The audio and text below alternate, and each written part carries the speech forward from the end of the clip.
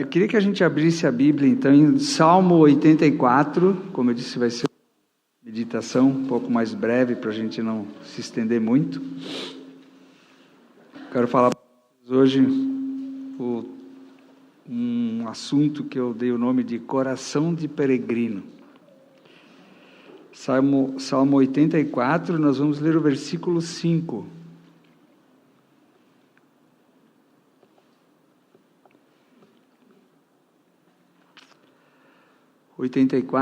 Versículo 5, eu vou ler aqui na NVI, né? A NVI diz o seguinte: como são felizes os que em ti encontram sua força, e os que são peregrinos de coração.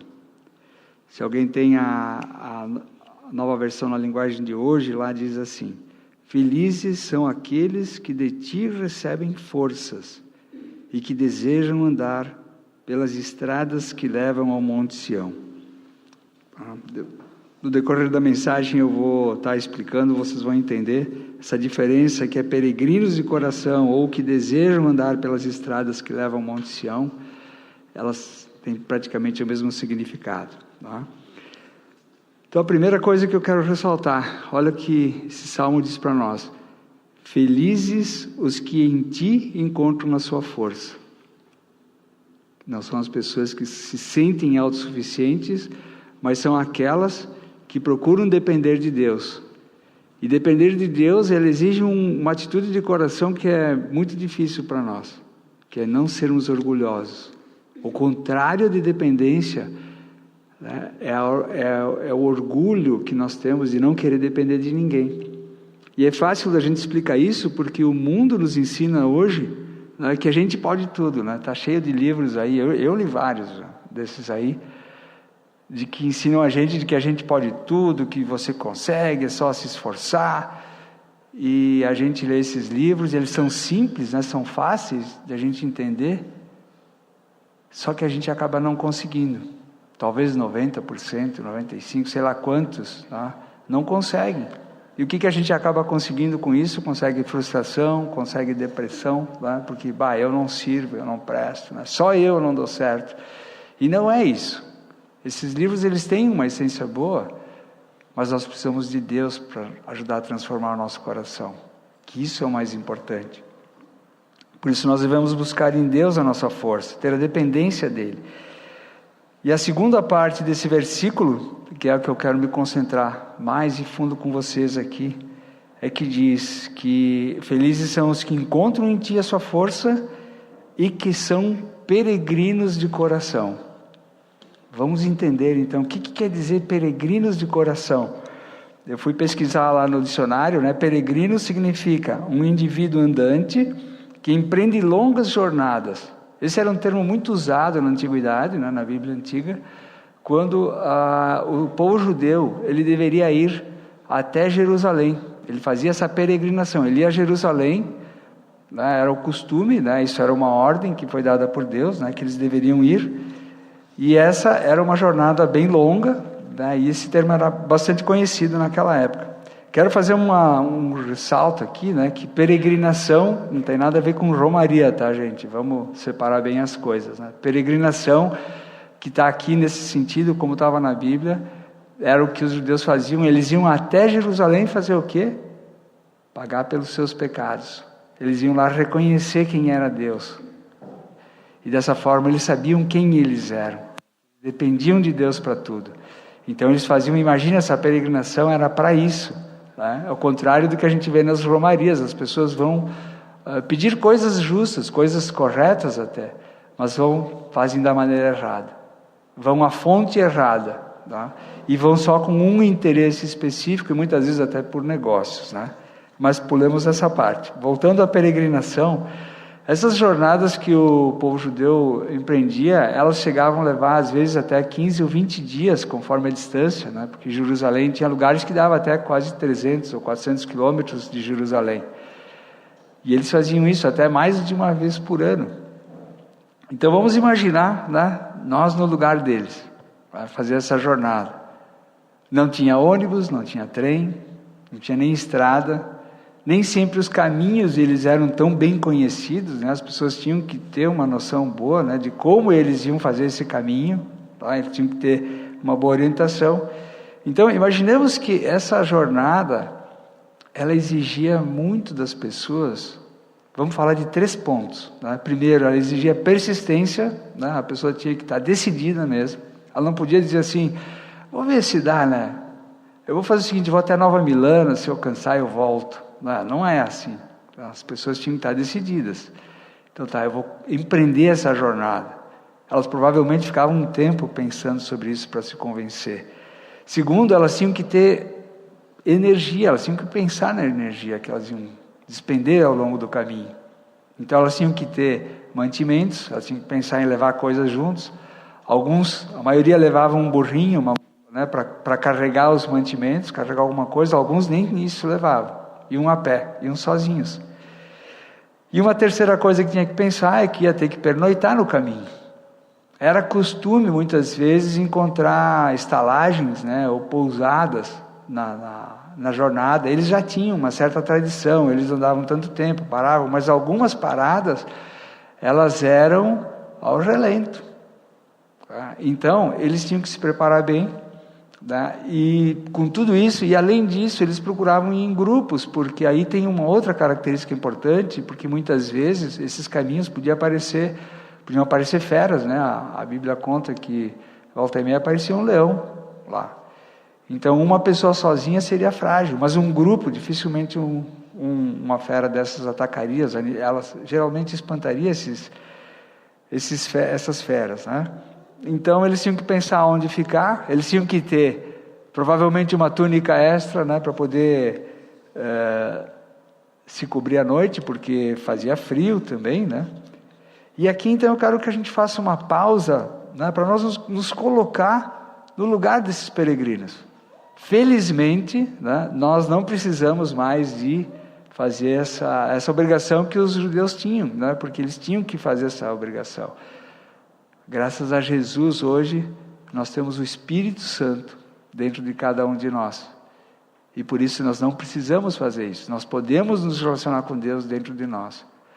Mas essa palavra que está aqui na Bíblia, ela serve para nós, porque está dizendo assim, felizes os que têm um coração de peregrino.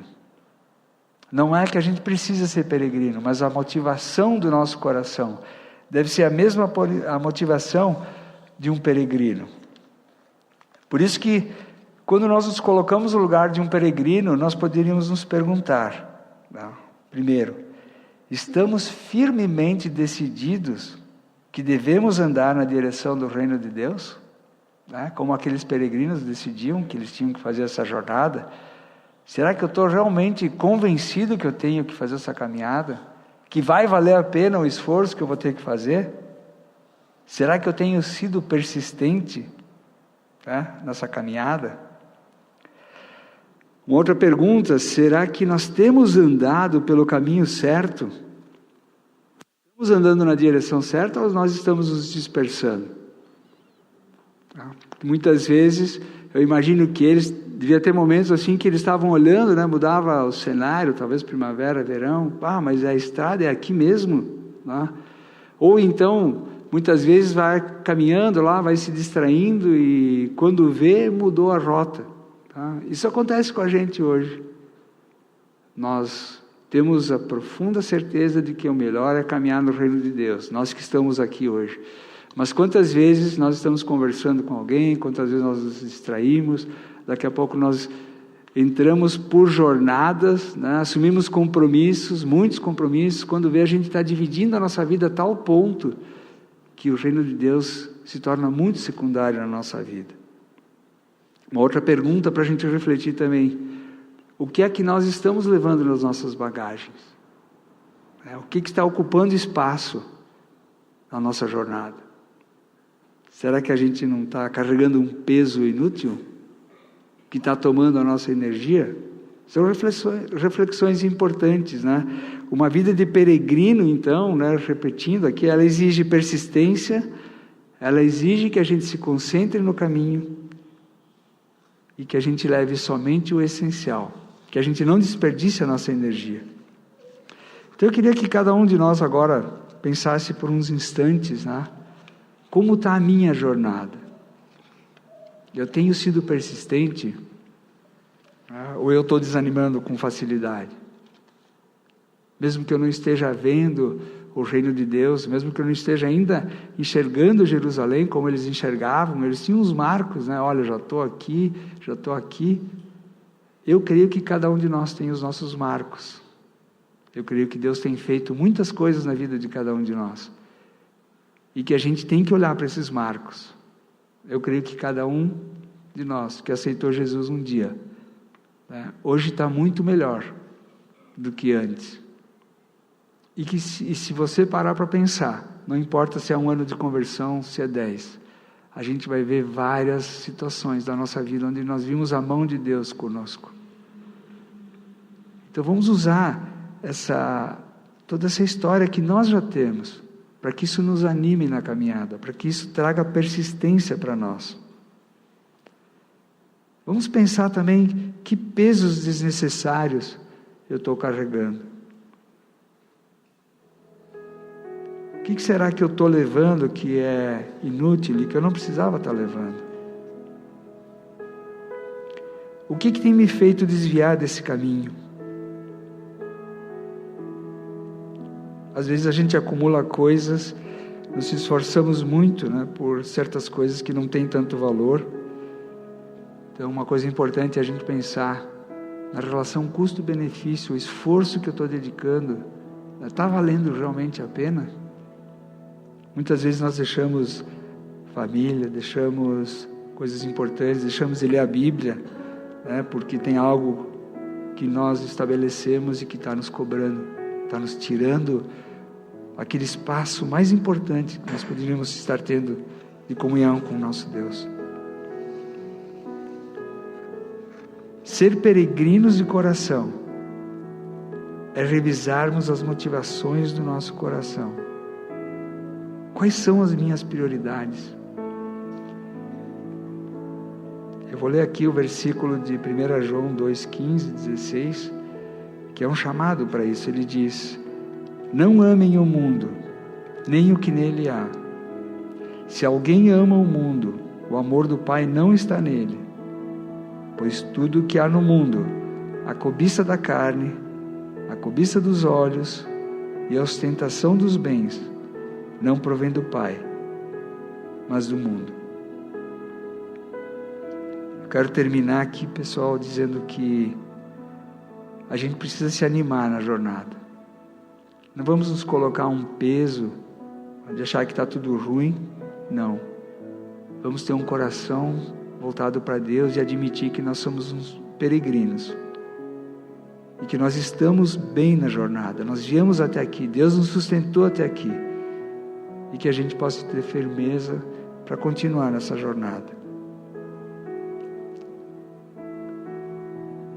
Vamos pensar que tudo aquilo que pode estar nos incomodando, nós podemos colocar diante de Deus e dizer: Deus, no tempo certo, transforma o meu coração e faz com que eu aprenda a deixar isso, aquilo de lado.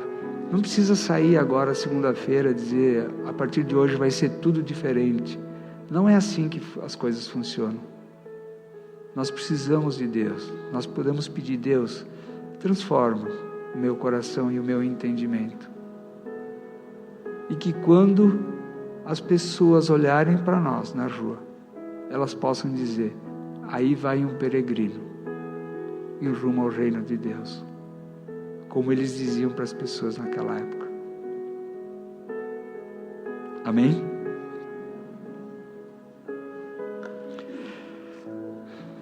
Vamos então à ceia. Vou convidar a Maria Tereza e a Yara para virem aqui comigo. E alguém pega lá os elementos.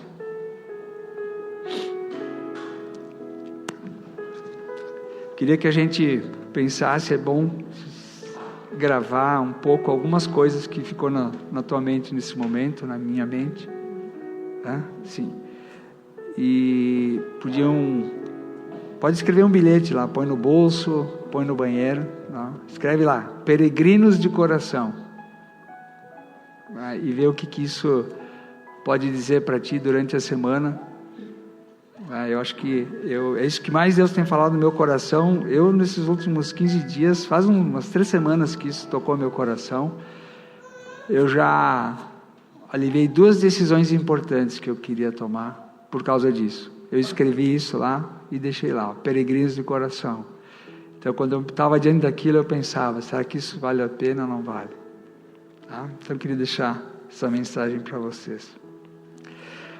Vamos então ver a nossa passagem aqui da ceia, né? 1 Coríntios 11, nós vamos ler do 23 ao 29. Depois nós vamos orar, e a Yara e a Maria Tereza vão me ajudar aqui. Pegando aí na Bíblia, do 11, do 23 ao 29.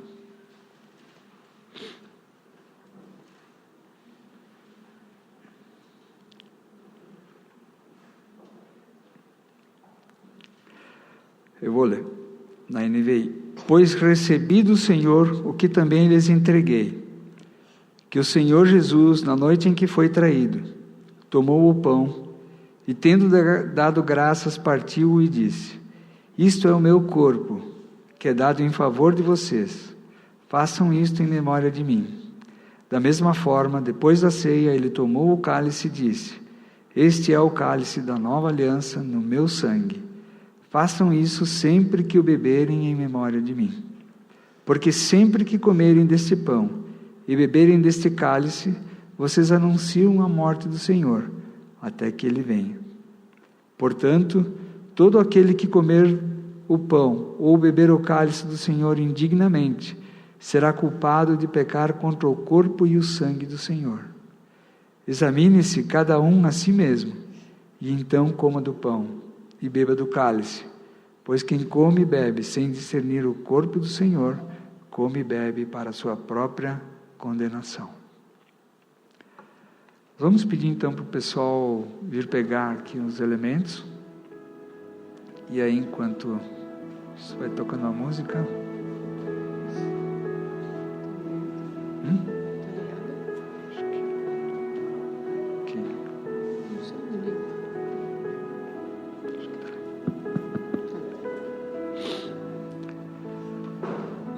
Querem pegar também?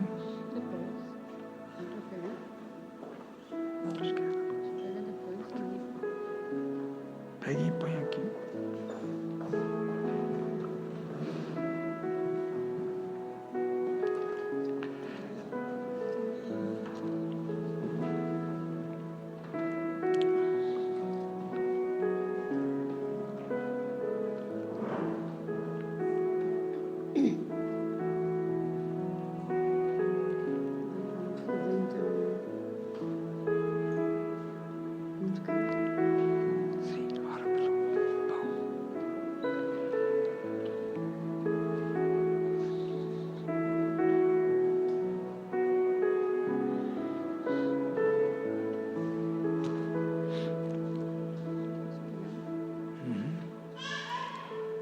Nós vamos orar então pelo pão, depois nós vamos comer o pão, e depois a gente ora pelo sangue e nós tomamos o suco.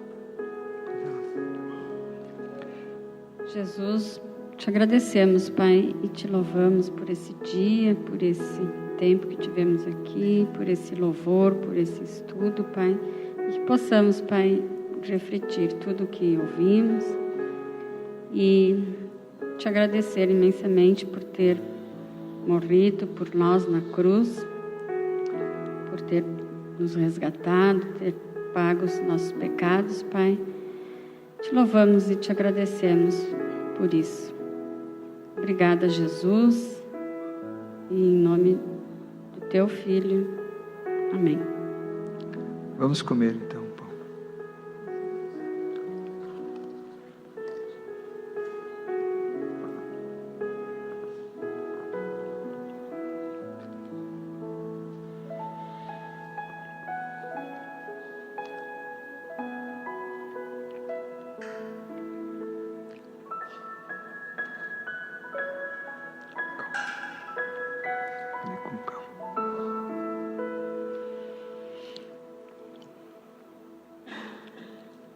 Jesus, obrigada por esse momento. Queremos agora agradecer pelo seu sangue derramado na cruz por nós, Pai, por essa nova aliança feita através do seu sangue, Pai. No momento que o seu sangue foi derramado, a cortina se rasgou e se tornou possível a todos nós chegarmos a Ti, Pai. A sua morte expiatória nos possibilita de que, através de Ti, a gente tenha perdão dos nossos pecados, Pai, e o Senhor também nos concedeu a salvação. Então, agradecemos por esse ato que representa o imenso amor que o Senhor tem por nós, Pai. E estamos aqui também cumprindo uma ordenança que o Senhor nos disse de que éramos para fazermos isso até que o Senhor volte. Então, muito obrigada por esse amor que não conseguimos compreender, mas sabemos que é o melhor caminho. Em nome do Seu Filho Jesus que oramos, Pai. Amém. Vamos tomar o vinho, o suco.